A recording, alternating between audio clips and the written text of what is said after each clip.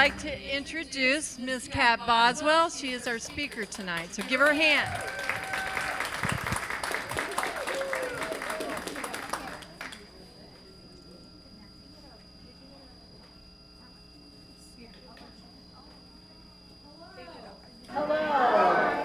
All right, so this won't take too long. You guys know I like to keep it short.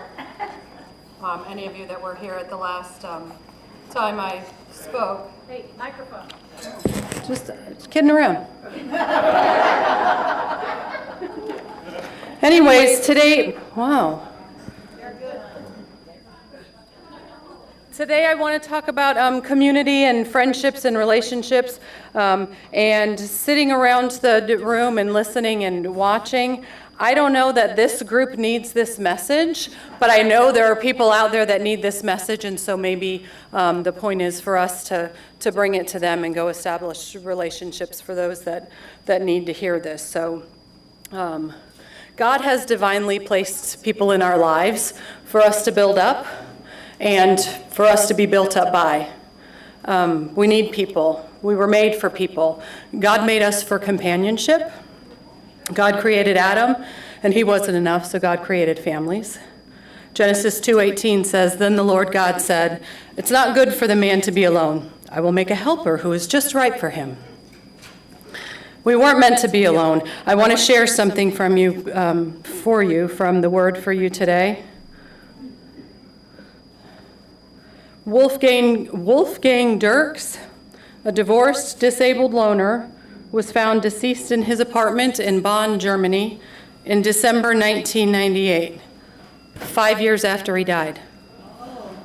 He was 43 and died watching television. Neighbors didn't notice his absence. His landlord came by after the bank account from which his rent was paid dried up. A TV schedule was still sitting on the lap of Dirk's skeleton and was open to the page of December 5th, 1993, the apparent date of his death. The television had long since stopped in the on position, but the lights on his 1993 Christmas tree were still glowing.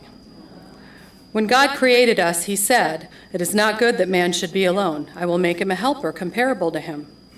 You were created to be in a relationship. You don't have to accept loneliness as your destiny. Instead, find a need and meet it. Often loneliness is not the absence of people, but purpose. Show a true interest in the difficulties of others.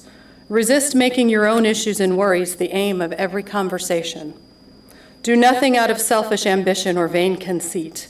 Rather, in humility, value others above yourselves, not looking to your own interest, but each of you to the interests of others. That's Philippians 2:3 and 4. Be generous to others with your time, talents, and treasure. Not everyone will accept what you offer, but someone will. Pray for guidance and keep reaching out. God says to me, and I love you. Lack of a social connection could possibly pose as much risk as smoking or drinking too much or leading an inactive lifestyle. Friends are tied to long life. There was a study in Sweden that found, along with physical activity, maintaining a good network of friends can add significant years to your life. Do you want to end up like Wolfgang Dirks? He died all alone by himself watching TV and was there for 5 years before anyone found him. We need to be with people, y'all. We need to have people in our lives. So let's talk about a couple of relationships in the Bible. Paul and Timothy, they were kind of a big deal. The relationship between Paul and Timothy grew to the extent that Paul referred to his young protege as my son in the faith. That's 1 Timothy 1 and 2. 1, 2. The relationship between Paul and Timothy is a great example of Christian mentoring. I spoke for 8 minutes on mentoring the last time I was up here, and I should have used this, right? They had to have the right attitudes for such a mentoring relationship to work, and we have to have the right attitudes too, so that we can go out and mentor, because as I spoke last time, we all need to be mentoring, and we need to have people in our lives. Ruth and Naomi, That's a special bond that they have. Ruth 1:16 says, "But Ruth replied, 'Don't ask me to leave you. I will go. Wherever you live, I will live. Your people will be my people, and your God will be my God.'" That's a great relationship there. That's a strong bond. Jonathan and David, I like to teach the kids about this one when I talk about friendship. 1 Samuel 20:42 says, "Jonathan said to David, 'Go in peace, for we have sworn friendship with each other in the name of the Lord, saying, the Lord is witness between you and me, and between your descendants and my descendants forever.'" That's powerful, right? We need people in our lives. In John 13:34 through 35, I promise I'm not reading verses all day, I promise. Jesus said to his disciples, "A new commandment I give to you, that you love one another as I have loved you, that you also love one another. By this, all will know that you are my disciples, if you have love for one another." Love, y'all. The best relationships are those that are filled with Christian love. Oftentimes, when I'm on the phone with a friend, even people that I work with, I end the call, not even thinking about it. "Okay, love you, bye." I tell people I love them all the time. Some people might be weirded out about it because I'm just so open, but I love everybody, y'all. Let's talk a little bit about friendships, and I'm no expert, but I do have a lot of friends. Friendships have a huge impact on your mental health. Friendships have a huge impact on your happiness.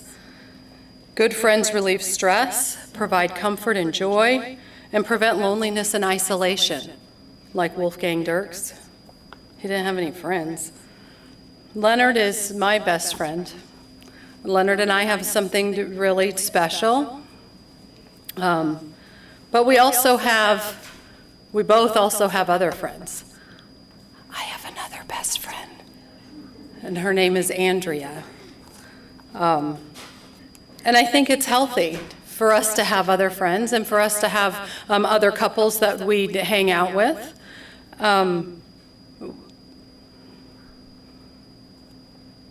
I love Leonard. Sometimes I need to get away from him. I'm sure, we get on each other's nerves sometimes, right? But to me, it's not healthy for us to be together all the time. In fact, I think there's danger in isolated relationships. We know a couple, and I won't mention any names because I know some of you know who I'm going to be speaking about, and they have an isolated relationship. They have pushed everybody out of their lives as far as they possibly could. There's a mom, and she doesn't work. She stays home. She takes care of the kids, and the husband works at home, and anything they do it together. If they leave the house, it's together. They don't have any friends. They don't attend any events together. They do church online. They do Bible study online. They're always just together. They don't ever leave each other. How boring. And I think, how annoying, right? Like, we have to have other people in our lives, because I could ask Leonard, do I look fat in this? And if he says yes, he's in big trouble. But if I ask my best friend, she's going to say, "Kat, wear something else." Right? So we need support. We need someone holding us accountable. And a friendship is just a relationship of mutual affection between people. A friend is someone you enjoy spending time with, someone you can talk to, someone you can share secrets with, someone you enjoy doing things with and you can depend on, and they know everything about you, and they still love you anyway. That's a true friend. And we'll talk more about that later. I have a couple of really true friends here in the group today. Healthy friendships revolve around respect and trust. This is why my best friend would say, "Yes, you look fat, don't wear that today." And it's our responsibility to make friends, right? That's why it's called making friends. Nobody's just going to bring you a friend and say, "Here you go, here's your friend." And we might have to step out of our comfort zone a little in order to do that. Everybody's not someone that would just approach everybody, right? Some of us, not me, some of you, are a little more shy and reserved and just would wait for people to approach you, right? So making friends is kind of like dating a little. You know, you want to pick the right people. You want to see if you're going to get along, see if you have any interests, right? We tend to make friends with people that we cross paths with on a regular basis. But you're not going to like everybody that you meet, and vice versa. Everybody's not going to like you. It's easier to make friends, I think, if you show interest in someone else, instead of trying to get somebody interested in you by telling them how great you are and how funny you are, and you know. But if you take an interest in their life, they're going to see that and they're going to like you for it. And if it doesn't work out, give it to God. God already knows who you're supposed to be with, right? What people He wants in your life, whose life you're supposed to be a part of. God already knows all that, so pray about it. Give it to God. Friendships take time to form. It's not going to happen overnight. Just keep trying. Proverbs 17:17 says, "A friend loves at all times. And a brother is born for a time of adversity. Greater love has no one than this, to lay down one's life for its friends." John 15:13. Would you guys pray with me really quick? Just bow your heads, close your eyes. We're just going to do a little friendship prayer. Father, thank you for giving us friends to do life with. I praise you for the people you have blessed us with, the ones who have come alongside us to love, encourage, support, and uplift us through all the twists and turns of life. I'm so grateful that we do not have to go through life alone, but that you have shown us examples of your love through our dear friends. I pray that you would be present in our friendships, that you would be drawing us together in deeper community with one another toward greater unity with you. I pray that you would help heal any places of brokenness or discord in our friendships, and that you would restore any friendships that have fallen. It says in Colossians 3:12-13, "May I clothe myself in compassion, kindness, humility, gentleness, and patience. May we be patient with our friends, Lord, and may we forgive freely like you have forgiven us. Let us shine your light in our friendships, giving glory to you through all we have to do, say, and think. Thank you for our friends, Jesus. Thank you for the ways they build us up and remind us of your goodness and faithfulness. In your precious and holy name I pray. Amen. Ecclesiastes 4:9 says, "Two are better than one." So I'm just going to read one more thing for you, because this is good stuff. I don't know if you guys read these. I get them here at the church. These are awesome. There's such great little stories in here.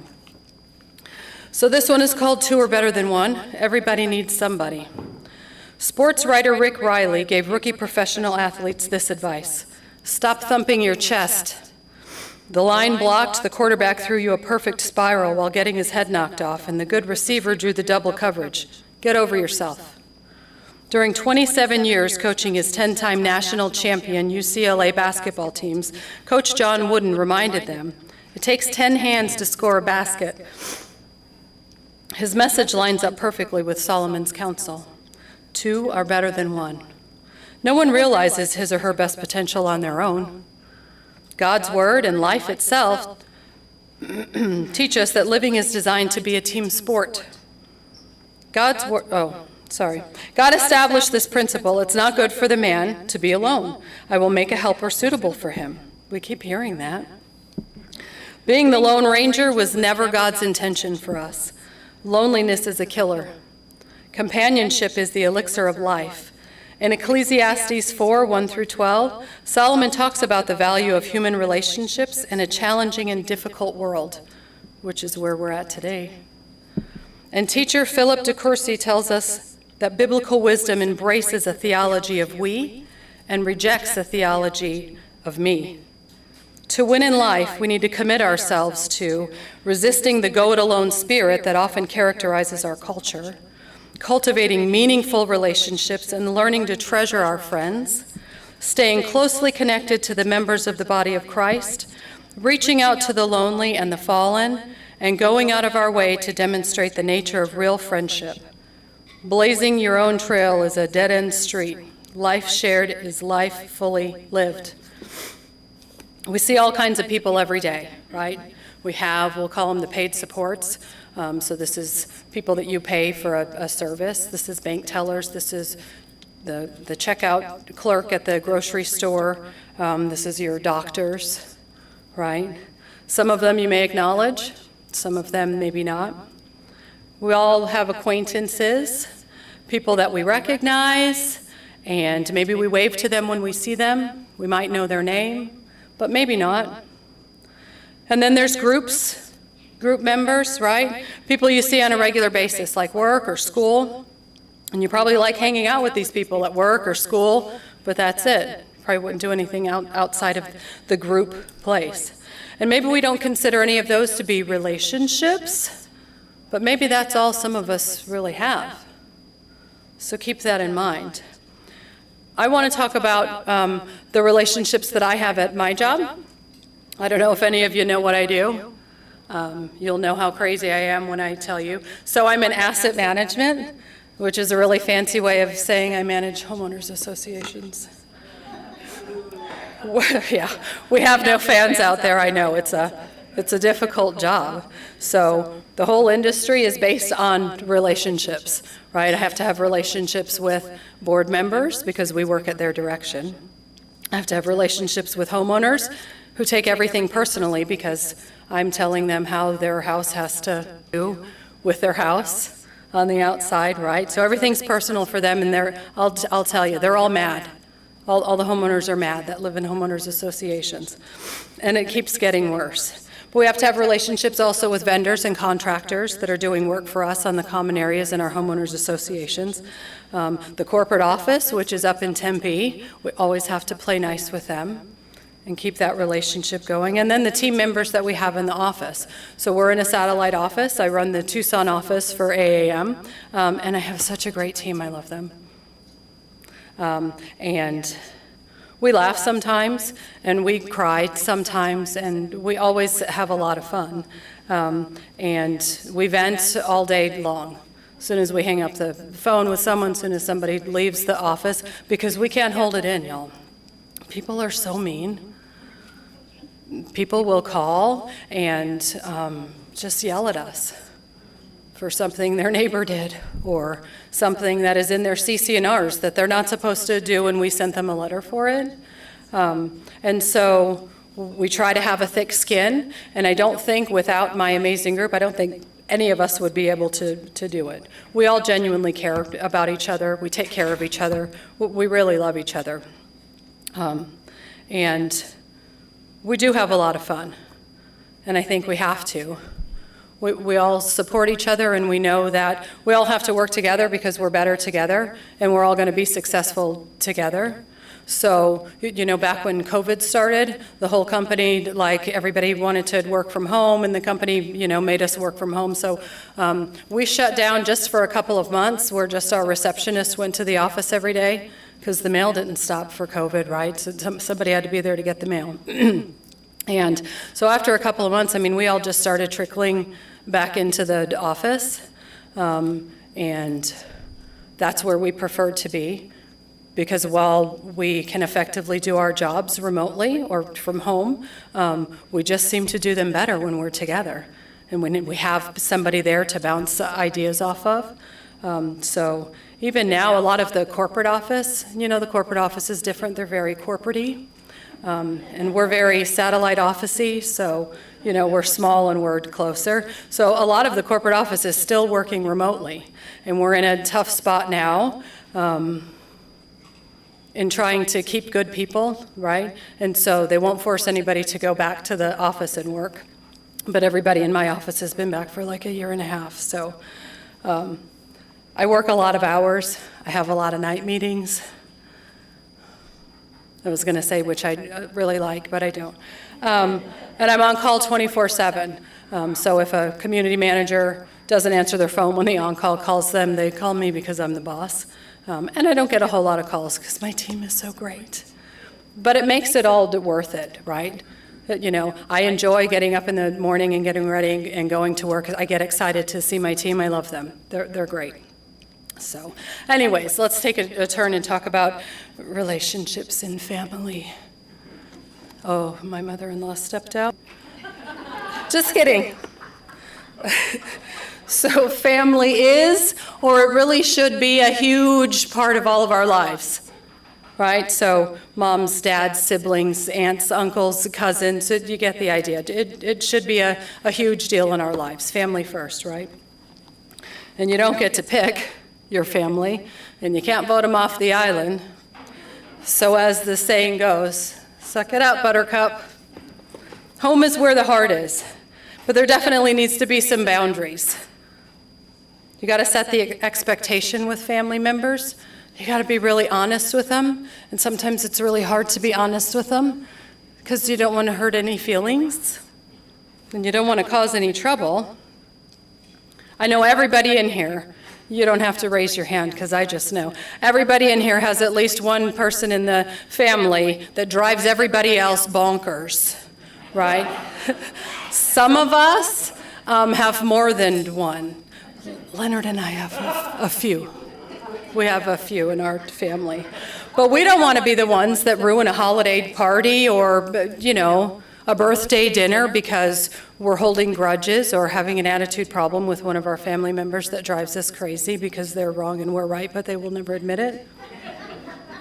So you got to work at it. Sometimes we just got to let go of grudges. We just have to. We got to let go of grudges. And I think sometimes we just have to make that decision to not spend as much time with them as maybe, but to open a dialogue, maybe a text message every month or so, email, hey, checking in, love ya. But until we can figure out how to act appropriately around each other with the rest of the family, because family is so important. It really is. And it's great to have those memories, generation after generation, right? Not the crazy people, the crazy ones in the family, but the good, the good memories. Okay? So pray with your family. Pray with your family members. I promise you it helps. Leonard and I pray together every day, and we pray for our kids every day. And it's helpful. And if you can't pray with your family members, because I know all of our family members are not all about God like we are. I get it. But pray for them. And so I want to share, and I meant to make copies of this if anybody wanted this, and I'll get you guys copies if anybody wants to take this home. I'm just going to read you one more thing. It's a prayer written as a poem by Mary Fairchild for families. Okay? Home is where the heart is, we've often heard recited, so we come to this family altar to keep our hearts united. With thanks we come to worship, we offer up our praise. We marvel at your goodness as mercy renews our days. We cast our cares upon you, we bid you take the lead as you fill us with your presence to more than meet our needs. Now may we serve each other as we love and obey you, Lord. Help us grow in wisdom to hear and do your word. Let us live to please you, giving glory to your name, shining forth a witness of your unending fame. Lord, you're where our heart is, our treasure beyond compare, holding this family together and answering our earnest prayer. So we need people in our lives, but where do we start? I know you guys might not need any more people in your lives because this is just a great bunch, but take this message to someone else.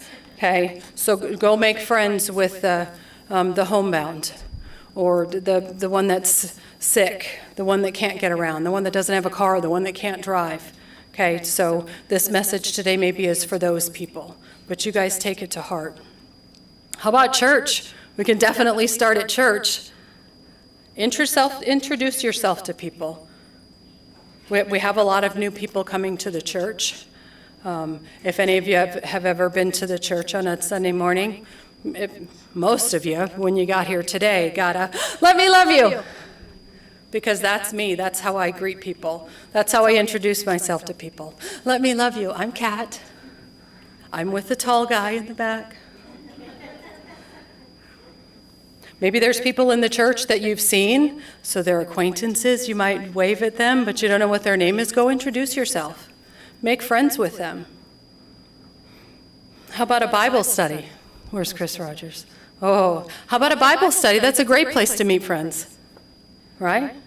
A place where you can go and not only to learn about the Word and pray and share praise, but to make lifelong friends.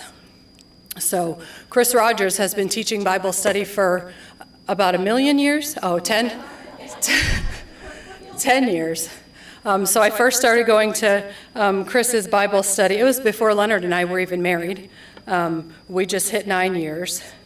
And I will share a story with you that's very embarrassing for me, but I think I need to share it so that you can understand how easy it is to make friends at a Bible study, and how close of a friend you can make at Bible study, right? Because I'm very comfortable with Chris and with Warren. I don't know if he's back there. I can't see. Oh, I can see the top of his head. I love them. I love them dearly. So these are people that we get together with outside of church. We've gone to lunch. We've gone to dinner. We've gone to each other's houses. And we love them. It's important for you to know that. And that's why I can share this story. Because I'll tell you they've never made fun of me for the story I'm going to share. They've never held it against me. To my knowledge, they haven't told anybody what had happened. But I'm going to tell you, and it's because I'm so comfortable with them and I love them dearly. And so we got invited to their house for dinner one night, Leonard and I, and we were having some wine. And I assumed Chris and I were sharing a bottle of wine.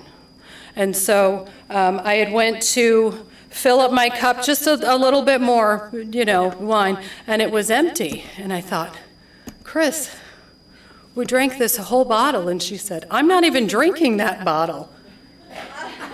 And I said, what? I accidentally drank a whole bottle of wine at my Bible study teacher's house. And to make it worse, and just a little more embarrassing, because sometimes it's fun to share that stuff, so I tried to get up. And I'm not a very good wine drinker. So Leonard had to help me up because I couldn't stand. But we've gotten together with them since then. They've never made me feel dumb about it. They've never made fun of me. We've still had wine. I only ever have one glass now. And I'm good. I'm going to switch to water, just in case. Because I accidentally drank the whole bottle that time. Other ways that you can get involved with the community and make friends and make relationships. How about join a ministry? Children's Church is looking for some leaders right now, I know for a fact. It's great therapy, y'all. And the kids in Children's Church, they let you love on them. I don't know how many of your children still let you love on them. Mine don't. Don't touch me. But these kids do, and they get so excited to learn, y'all. Their faces light up when you teach them stuff about the Bible, because there's lots of cool stuff in there, and the kids just eat it up. So if any of you are interested in joining that ministry, the Children's Church ministry, see me after the luncheon. We'll get you all set up and on the schedule. Talk to Miss Gina. She does Children's Church. Miss Raina, she does Children's Church. But Miss Raina's moving away. Sorry, we need to replace her because she's moving away. But there's volunteer opportunities everywhere, inside the church and outside of the church. And so I would encourage you to volunteer. It's a great way to meet people. It's a great way to, go home at the end of the day with that, feel-good feeling. Helping people, making friends, getting to know people in the community, doing your good deeds, right? You can Google that stuff. I'm sure there's tons of people in here that volunteer at other places, and they could share those with you. But there's all kinds of places that you can volunteer and meet and be with people, because we all need people. We need to be with people. We were made to be with people. Okay? Most importantly, as we talk about needing people in our lives, is our relationship with God. How's your relationship with God? Are you reading His Word every day? Are you spending quiet time with Him every day? Are you praising Him for your blessings every day? Are you being obedient? Are you listening to Him? If not, why? Y'all better start. He can help us get connected with the people that we need to be with, because He already knows who we need to be with, and He knows who needs us to be with them, right? He already knows. So Work on your relationship with God first so that he can help you with those other relationships, those other commitments, the rest of the community in your life. And I just want to say this, and I wasn't going to say this, but are you guys making excuses for not having relationships, for not getting out, for not meeting new people? Are you too tired? We all are. We're all too tired. I feel like you guys have more time in your day than I do, right? Like I get gypped. I have less hours than everybody else. We're all tired. So you can't use that one. Okay? You don't feel good? None of us do. Because we're all tired. So you can't use that one either. You're going to feel better once you're out and about and talking with friends and hanging out, right? You'll feel better, I promise. Once you go to Bible study, sometimes, Chris knows, because she knows, because I love her. Sometimes I dread going to Bible study because it's on Mondays. And I'm like, oh, I'm so tired. And I go, and I feel 109 times better when I leave, I promise. When I go. Oh, you don't have a car? You can't drive? Can anybody in here drive? Anybody have a car and can drive? Show of hands. Oh, make friends with these people. Can't use that excuse. Okay? So what do we do now? Because, well, before we remember Wolfgang Dirks? Anybody in here want to die alone and they find your body 5 years later? Nobody even misses you when you're gone? How sad. And how bad I feel for whoever had to clean the apartment. Nobody smelled anything, really? For 5 years? That's some good walls in that apartment. Just saying. So what do we do now? Make an effort to meet people. Establish relationships. Make friends, because remember, nobody's going to bring them to you. Pray about where God wants you to be and who he wants you to be with. So I'll leave you with these two verses, okay? Ecclesiastes 4, 9 through 12. 2 are better than 1 because they have a good return for their labor. If either of them falls down, one can help the other up, like Leonard helped me up with the wine. But pity anyone who falls and has no one to help them up. Also, if 2 lie down together, they will keep warm. But how can one keep warm alone? Though one may be overpowered, 2 can defend themselves. A cord of 3 strands is not quickly broken. I love that.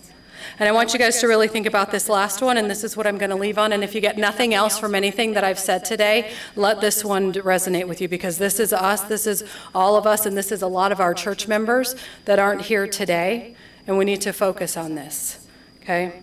And let us consider how we may spur one another on toward love and good deeds, not giving up meeting altogether, as some of us are in the habit of doing. A lot of the people in our church are in the habit of doing that now.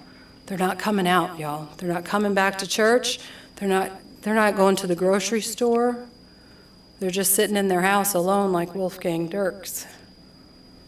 Encouraging one another, and all the more as you see the day approaching. Hebrews 10, 24 and 25. I love you all. Thank you for listening.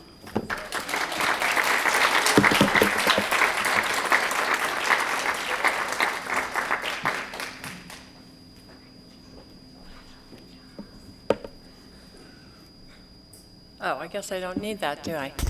So I just want to share a quick story about how I met my first Christian friends. So years ago, when I was not living the lifestyle I should have been, also not living this lifestyle they should have been, I was saved, and I asked God, I need a friend that's a Christian.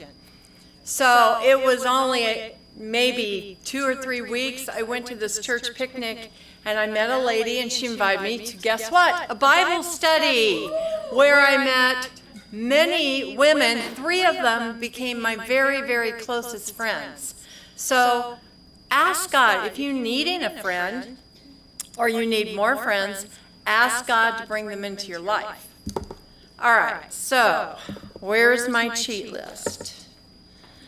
So I am going to pick a number as soon as I realize what I'm really supposed to be doing. And these are for the packages, right? The bags. Thank you.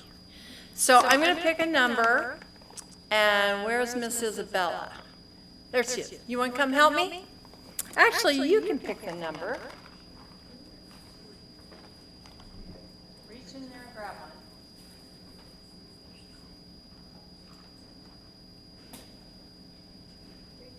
3. Okay. Wait, what?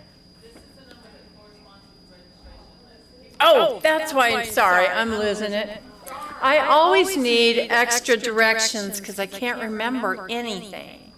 So, Carrie Vogan, come on down. Actually, she'll just take you back. My granddaughter.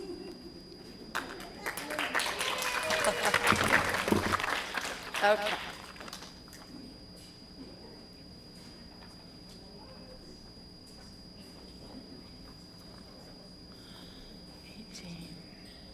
Aideen Brooks. My friend. No, we didn't cheat. Now, if only this table gets him, I'm going to be in trouble.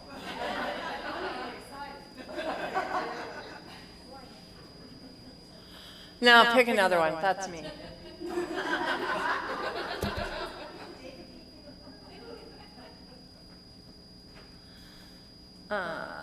Patty Boyston?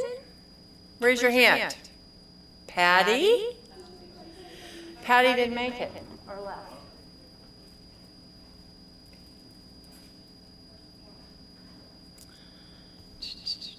Tammy Maines? We have a winner.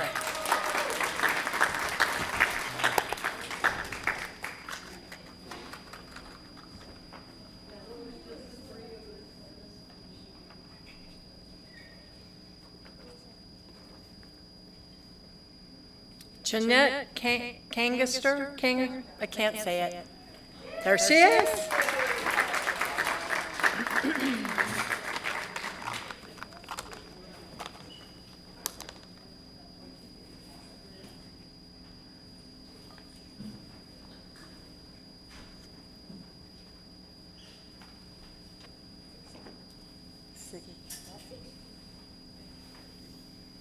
I also need a hearing aid. Renee.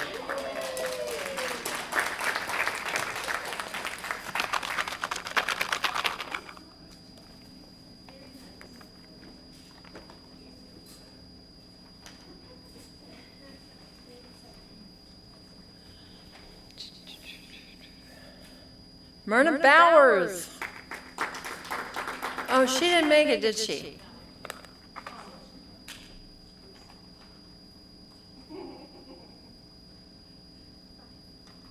I hope it wasn't that Yorkie biting her, but Cheryl Lasker. Yay!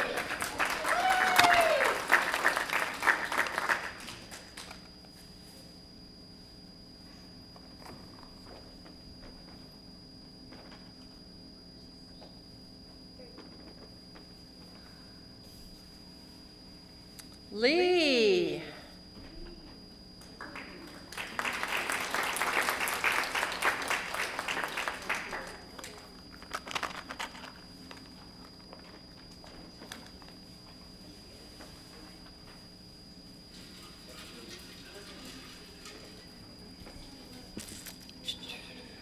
Lindsay Hare. Okay.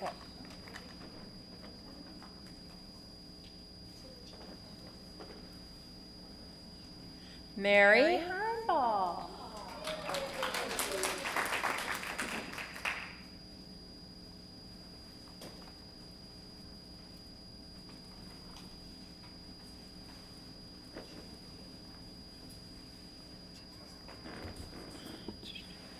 Paloma? Oh.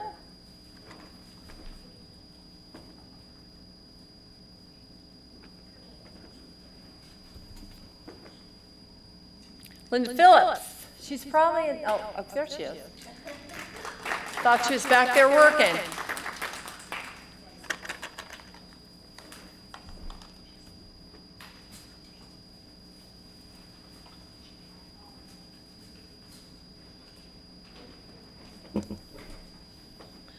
Edith Butler.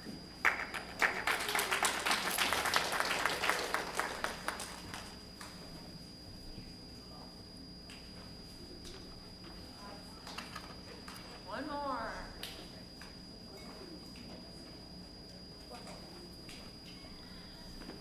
Chris Rogers.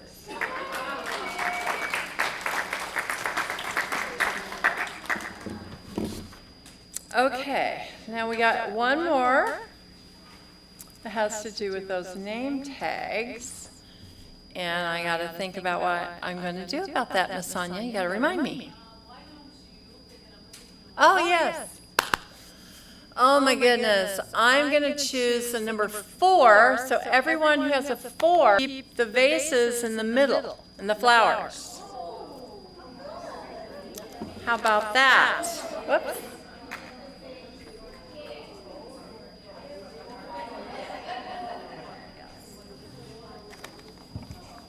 Okay, Miss Cat, you want to come up for a minute? I just want to thank all the people who helped Pam and her whole kitchen crew who cooked for us and served us. I want to thank Miss Sonia and Gina and Isabella, Miss Cat, of course. I'm forgetting somebody. Oh, the guys in the back, yes. And if I forgot some, also the photo booth and Pastor Jasper, who's been running around snapping all those pictures, that's going to go up on the website, so I hope you were smiling. All right, would you stand with me and grab a neighbor's hand? I'm going to tell them to grab one of those on their way out. Oh, I don't know why I keep grabbing this thing. One more thing, on your way out, grab one of those shower, whatever they are, compliments of the food pantry, okay? Grab a shower. Yeah, get a shower, would ya? Okay. We're going to sing Family of God.